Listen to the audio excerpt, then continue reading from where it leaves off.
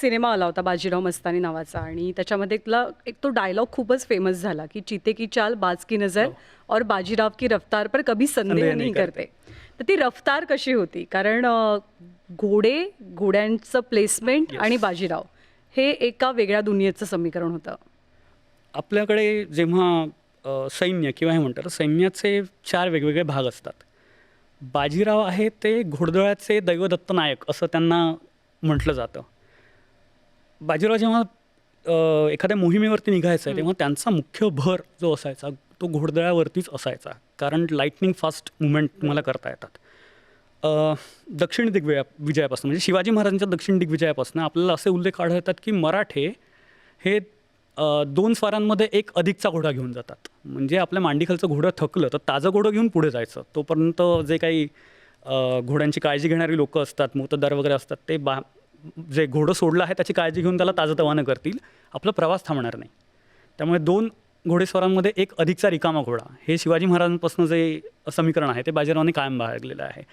आणि इतर लोकं जेव्हा दिवसाला साधारणतः 15-16 कोस जायचे, ते बाजीराव मिनिमम 20 ते 25 कोस एका दिवसात जायचे. एक कोस साधारणतः 3 किलोमीटरचा एक कोस होतो.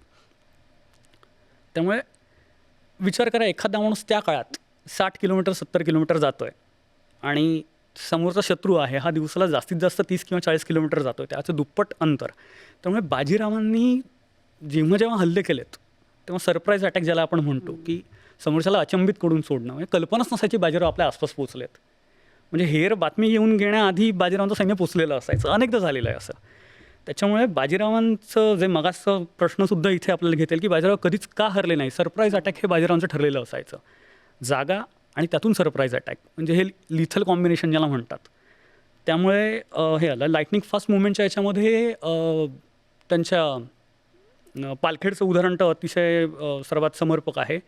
डभईच्या लढाईमध्ये त्यांचं हे आहे की त्यांना जेव्हा अंदाज आला की आपल्याला पाहिजे त्या ठिकाणी दाभाडे पोचलेले आहेत आणि नदी एका बाजूला नदी होती की ज्या पलीकडे त्यांना जाता येणार नाही आहे आणि एका बाजूला मराठ्यांचं म्हणण्यापेक्षा दोन्ही सैन्य मराठींचीच होती. बाजीरावांचं एका बाजूला सैन्य होतं. अनपेक्षित म्हणजे दोघांमध्ये मी जे म्हणतोय की अंतर ठेवून बाजीराव चालत होते आणि बाजीरावांच्या पत्रातलं वाक्य आहे की या ठिकाणी युद्ध न बने म्हणून मी अंतर ते ठेवून दाभाड्यांना अंदाज नसताना बाजीरावांचं सैन्य त्या दिशेने वळलं आणि घोडेस्वार अचानक हे दिलं आणि त्यांना ते नदी आणि आपलं सैन्य यांच्यामध्ये कोंडलेलं आहे.